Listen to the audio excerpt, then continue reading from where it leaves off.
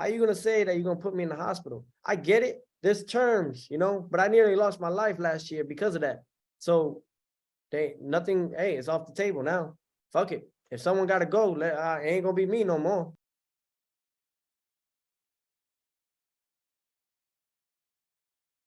Hey, everybody. How's it going? Marcos Villegas being joined with Teofimo Lopez, who fights this weekend at MSG on ESPN, taking on an opponent change, Sandor Martin. This, of course, Fight Hub TV. Teo, man, hey, opponent change. It happened in the last, week and a half?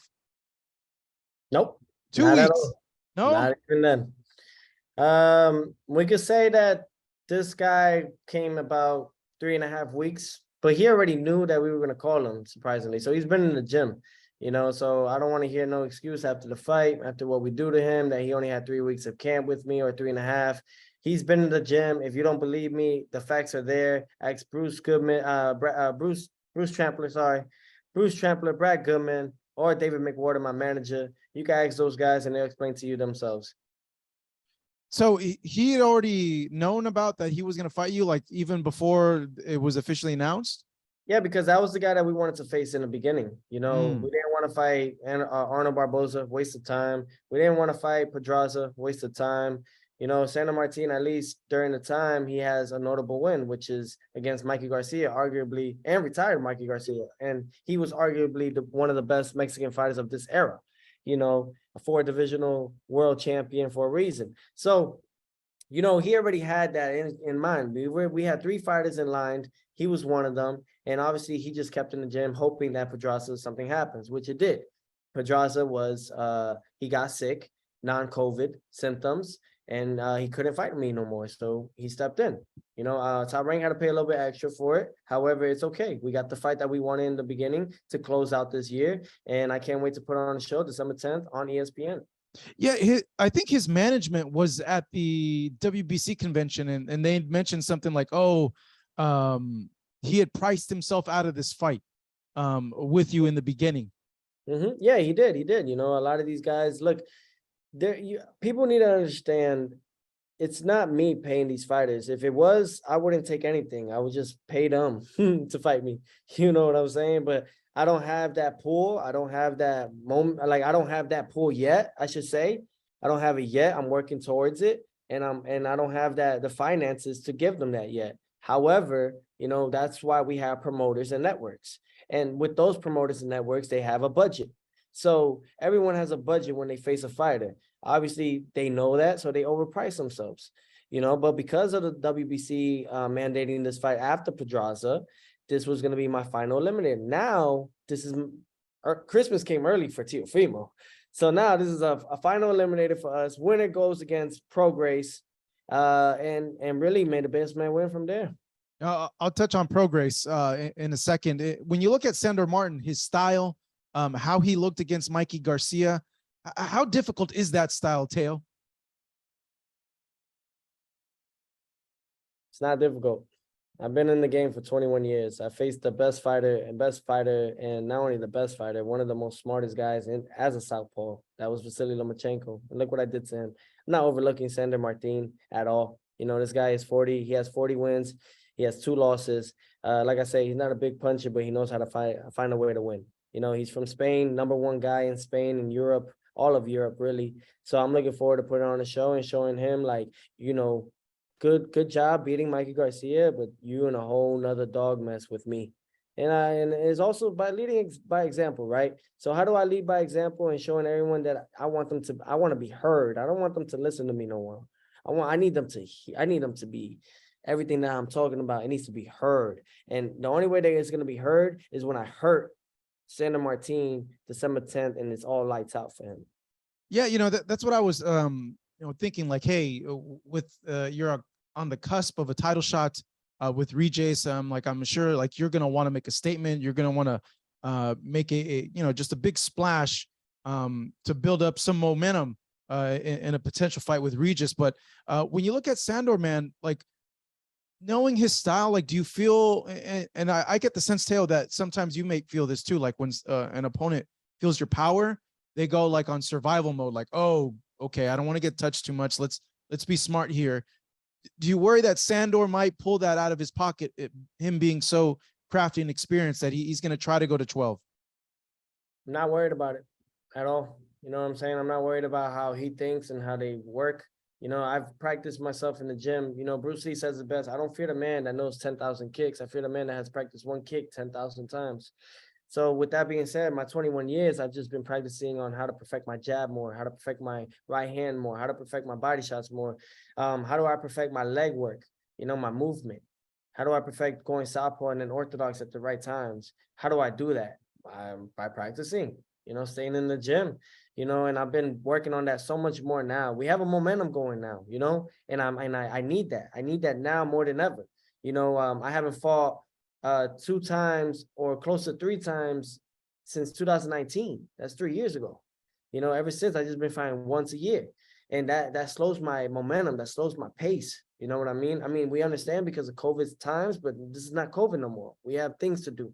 So I'm happy. I'm thankful for my promoter, Top Rank, and Bob Arum, you know, and I'm thankful for the networks of ESPN and Disney. I'm very grateful for everybody that plays a big key in this, you know, and I just can't wait to give everyone in Madison Square Garden, MSG, you know, Entertainment and Corpse. I'm very thankful for all of them. You know, everyone that's been playing a part of this.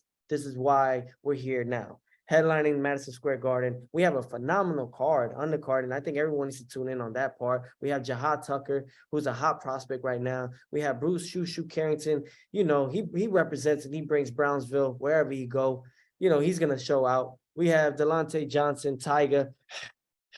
You know, that guy, he's going to give you guys a show as well. You know, it's just leading by example. You know, and then we got Keyshawn Davis, 2020 Tokyo silver medalist for United States. Another guy, another upcoming prospect, another dominant fighter that's going to bring a lot of heat into the game. And then, you know, to top it off, we got Jared Anderson and Xander Zayas. You know, these guys are really, really, this is a great card. I don't believe anyone should miss this. I believe that from the start to finish, it's going to be all excitement. And then who tops it off? The takeover. Teofimo Lopez, the leader of this new generation. Yes, the leader of this new generation, leading by example. And it's all about putting on a great show. I thank everybody that's been playing a part of this. This is how we close out the year. Top Rank. This is Top Rank. This is boxing. Yeah, it's the future being presented now in terms of the card. And yeah, it is a very good card. Regis Prograis, man, potentially the next fight. He's been doing quite a bit of media about a potential fight with you. Have you had a chance to hear what he said about a potential fight with you? No, not necessarily. I mean, we've been going back and forth somewhat. I mean, when it comes around, right? So, but I've been so focused on my fight, you know, December 10th, I've been so focused on this fight because everything means everything here. Every fight from this point forward is going to be my toughest fight, each fight, because the magnitude of it, that's why it gets bigger. And then with that being said, there's more responsibilities.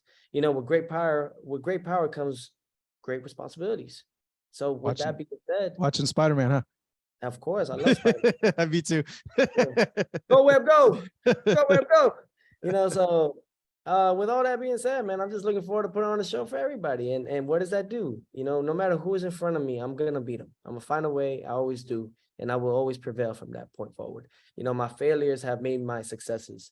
You know, my successes have made my achievements. But I've learned more from my failures than I have learned from my achievements. And with that being said, this right here has only taken me to greater heights in another level. I needed to leave the 35 division because I no longer need to lead by example there. I need to move on to a bigger thing, which is at 140. Regis Prograis, you're going to get this work. Don't worry about it, young blood. You're going to get it. You know, so it's all about just staying focused first right now against Sandor Martin. Did you see his fight with Pedraza? With Pedraza, no, man. I've been excuse me, no, not Pedraza's. With Chon Cepeda. With Cepeda, yes. Yeah. With Jose Cepeda, no. My team did, you know, my father did, but after a hard day of training, you know, I got worked on my DPT. My DPT worked on my body, made sure everything was good. I was so tired, I just knocked out. Did I want to watch the fight? Yes, I did. To be honest, I did. I thought that it was going to be a great, you know, exactly how it turned out. That's exactly how I expected it to be. You know, both guys, both southpaw, both big punchers. Someone's going to go down. We knew this. And, you know, I didn't watch it because I fell asleep. But, hey, it is what it is. Things happen for its reasons. I'm learning this more than ever now. And I'm just all about just finding more growth. How do I become that 2-time undisputed world champion? You know, and it's interesting. How is it that these guys are world champions and they calling me out? You know, I'm not even a world champion at this division yet, but I will be. He mentioned on a live that he did that you guys are cool. You guys have spent I ain't cool. No, I ain't cool with him. Oh, he said you guys were like friendly with each other, that you've been like in places with each other. Listen, we were cool and everything, obviously, because I was at 135, he was at 140. Got nothing but respect and love for the man on top of that, right? However, I'm in your division now. You're in my division now. It's competition and currency. It's competition. I'm sorry. I got to the side. And on top of that, like, they make their own bed. Now they got to lay in it. How you going to say that you're going to put me in the hospital? I get it. There's terms, you know, but I nearly lost my life last year because of that. So hey, it's off the table now. Fuck it. If someone got to go, it ain't going to be me no more. Yeah, I was gonna ask you about that. He said that he would put you in the hospital, that he would hurt you bad. Like, if you're gonna talk your shit, know what you're talking before you talk it. I nearly lost my life doing that. You know what I'm saying? Because of what? For the fans? Nah, G. It don't work that way no more. Like, and if you want to apologize, go ahead. Then we could figure things out differently. But till then, ain't no friendship, anything. I don't got no friendship with nobody. Anyone at 140, I don't care who you are. You in my division. I ain't in your division. You in my division. And that's really what it is. And if you want to take me to the morgue, shit, I'm ready to go to the morgue. I'm ready. I don't got nothing to lose. I lost everything and I still gained it all back. So did I really lose? You know what I'm saying? Did I really lose? I don't need these guys. They need me. That's a fact. That is a fact. You know why these guys are so mad? You know why they truly mad? And it's okay. Look, I got notes. Listen, if y'all need help to know how to talk to the cameras, I'll help you. I have notes here. I literally have a lot of gems. I have gems that I write on, man. I have scriptures here. I can teach these guys game and how to carry so that they can have sponsors right behind them. You know what I'm saying? But right now, I got a job and I got an objective to do, and that's to become a 2-time undisputed world champion in 2 different divisions, just like Clarissa Shields did. She did it 3 times. You know, shout out to the women empowerment. Clarissa Shields, you setting the tone. I appreciate you, baby girl. The way you do things, the way you moving. I love it. I respect it all the way. You motivate me to keep going and keep pushing, because obviously after her 3rd, she's looking to do another 4th. You know what I'm saying? That's the mindset. She's a GWOAT for a reason. That's why she is the GWOAT, the greatest woman of all times, and forever will be. That right there. Thank you so much for watching this video, and make sure to subscribe for more videos of your favorite fighters over here on Fight Up TV, and give us a follow online as well at Fight Up TV on Twitter and on Instagram. We appreciate it, guys.